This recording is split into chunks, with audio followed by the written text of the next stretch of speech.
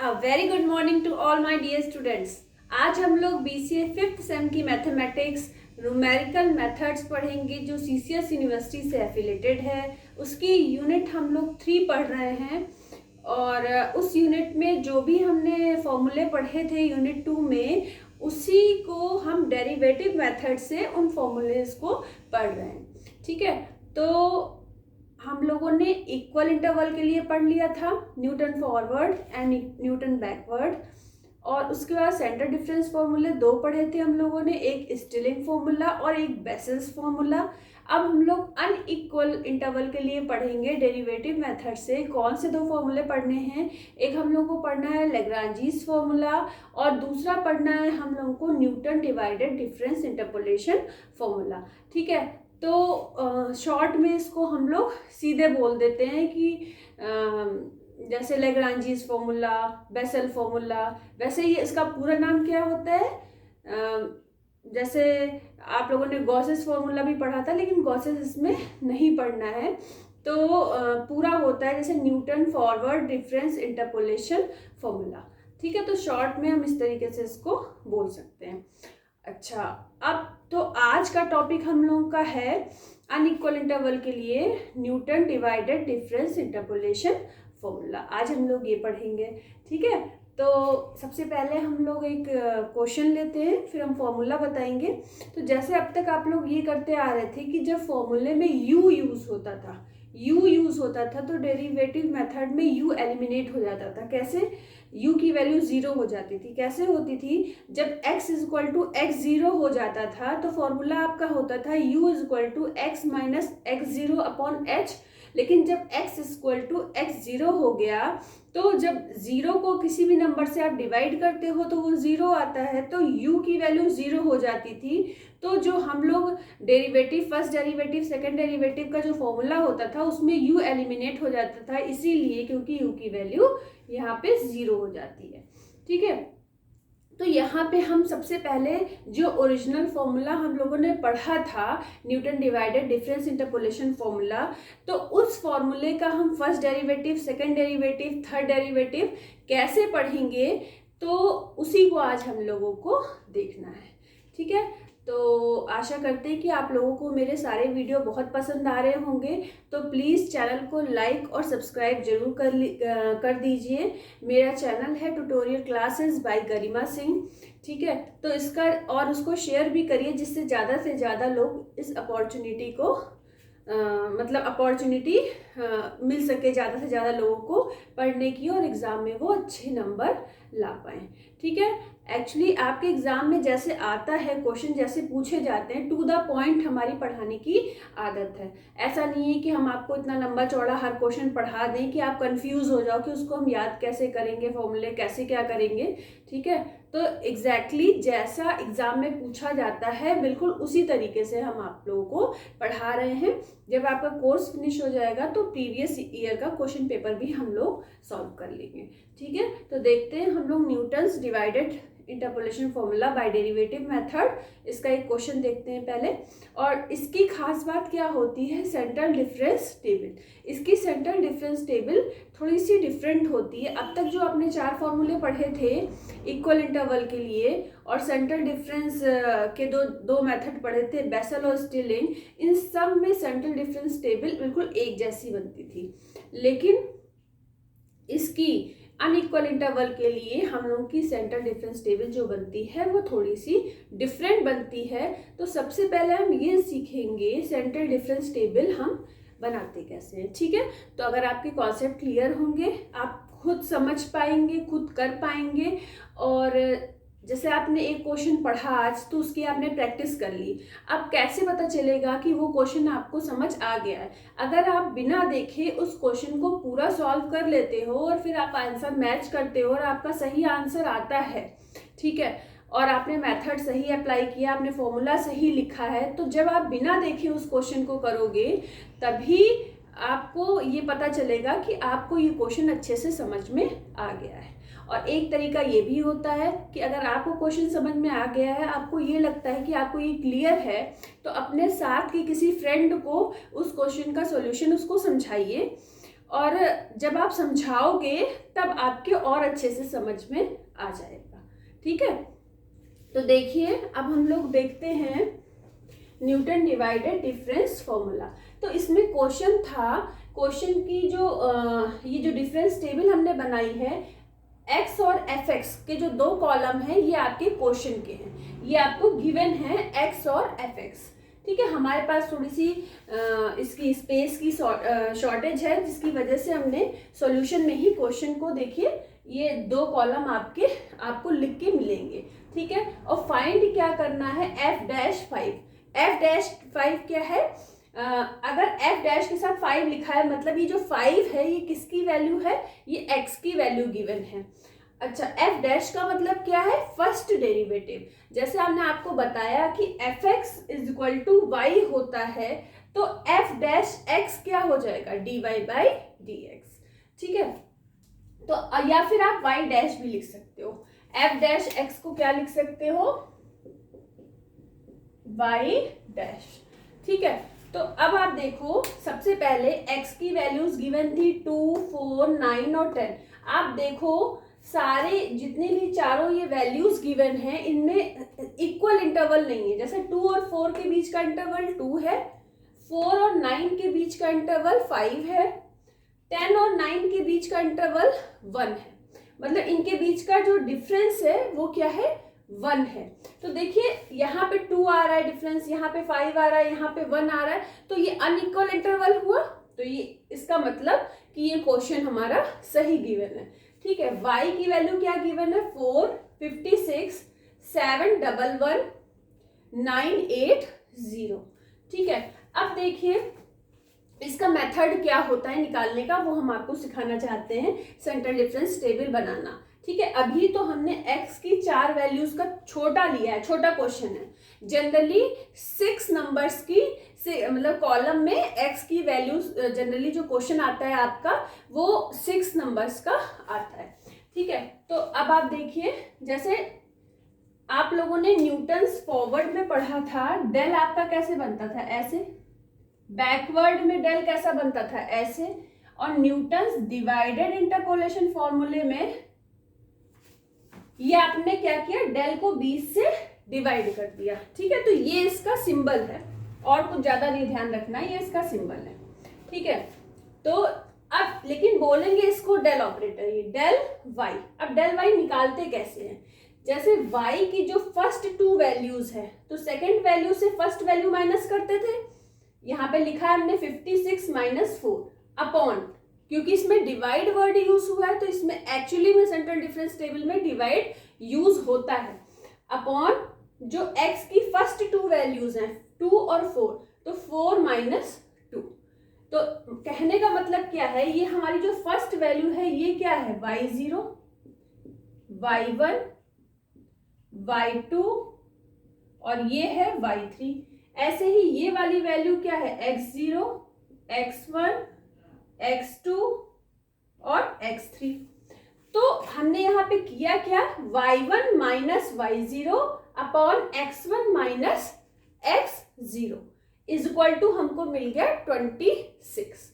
अब हम नेक्स्ट में क्या करेंगे, सेम मेथड अप्लाई करेंगे, y2 - y1 upon x2 - x1, 7, 1, 1 - 56 upon 9 - 4, तो आपको मिल गया 131। फिर हम नेक्स्ट कॉलम में क्या करेंगे, फिर हम नेक्स्ट में क्या करेंगे, वैल्यू कैसे निकालेंगे, y3 - y2 upon x3 - x2, तो आपको मिल जाएगा 269। अब बात ये है कि हमने डेल ऑपरेटर y की वैल्यू वाला कॉलम निकाल लिया, अब हमें निकालना है डेल स्क्वायर y वाला कॉलम। तो इसमें हम क्या करेंगे, तो देखिए इसमें हम करते क्या है, सबसे पहले आप कॉलम में देखिए कि यहाँ पे ये कितने नंबर पे लिखा गया, 1, 2, 3 नंबर पे लिखा गया है।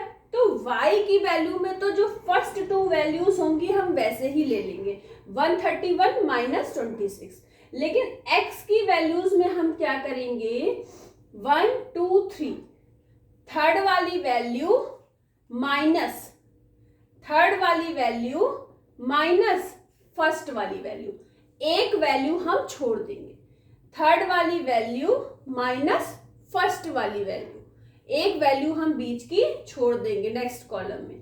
सेम यही चीज हम अप्लाई करेंगे कॉलम के नेक्स्ट नंबर के लिए। y के लिए तो सही है कि 269 माइनस 131। अब ये 1 2 3 4 और ये हम 5 नंबर पे लिख रहे हैं, तो अब आप ये ना देखो कि ये 5 नंबर पे लिखा हुआ है, यहाँ पे टोटल नंबर ऑफ वैल्यूज आपके पास 4 है। तो इसमें हम करते क्या है, एक्चुअली इन दोनों वैल्यूज को तो हम इस कॉलम में यूज कर चुके थे फर्स्ट वाले कॉलम में, ठीक है, जब डेल वाई वाला कॉलम बना रहे थे। तो डेल स्क्वायर वाई वाले कॉलम में हम क्या करेंगे कि बाद वाली वैल्यू हम कौन सी लेंगे, इन दोनों के अलावा। तो 9 माइनस 2 किया था, बीच की एक वैल्यू हमने छोड़ दी थी। ऐसे ही इस वाली वैल्यू के लिए हमने क्या किया, 269 माइनस 131 अपॉन 10 माइनस 4। अब लास्ट वैल्यू 10 थी, तो 10 माइनस 4 क्यों किया, 10 माइनस 4 क्यों किया, क्योंकि बीच वाली वैल्यू हमको माइनस करनी थी। अच्छा, इसका हम आपको समझा देते हैं, यहाँ पे भी हम लिख देते हैं। ये जो टेबल होती है, जैसे न्यूटन फॉरवर्ड और न्यूटन बैकवर्ड डिफरेंस इंटरपोलेशन फॉर्मूले में होती है कि जो भी हमारी पहली वाली वैल्यू होगी वो y0 होगी, दूसरी y1, तीसरी y2, चौथी y3। तो यहाँ पर भी जो हमारी ये जो 26 गिवन है, ये क्या गिवन है, y0, ये वाली y1 और ये वाली y2, ठीक है।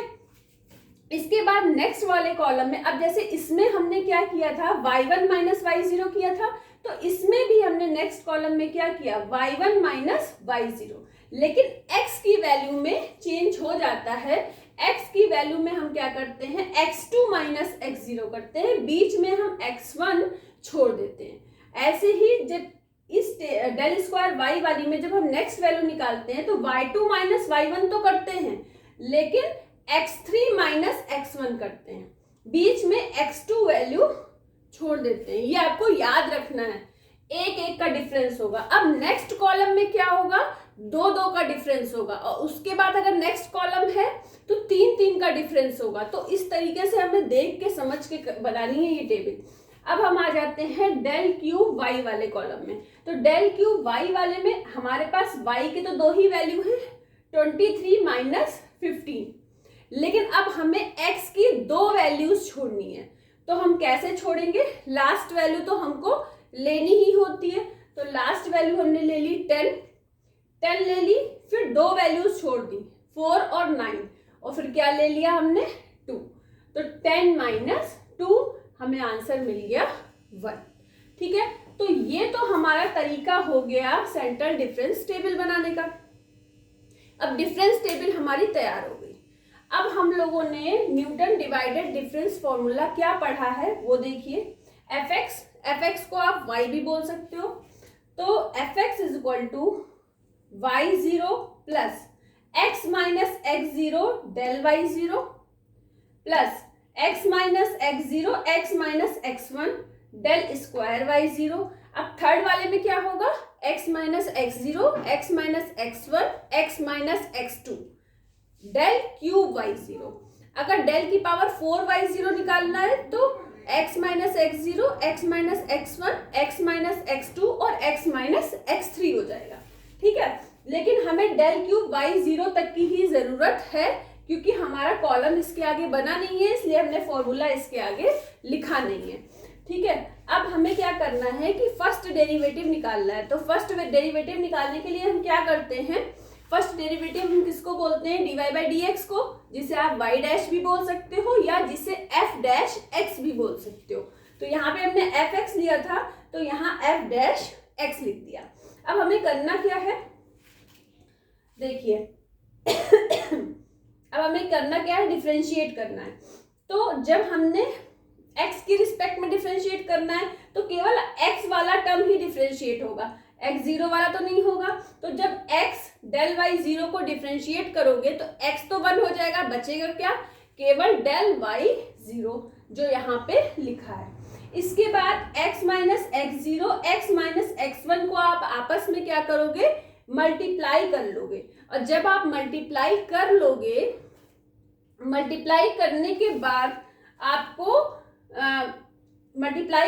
बाद आपको कुछ वैल्यू मिल जाएगी। फिर जब आप उसको डिफरेंशिएट करोगे तब आपको ये मिल जाएगा 2x minus x zero minus x one del square y zero.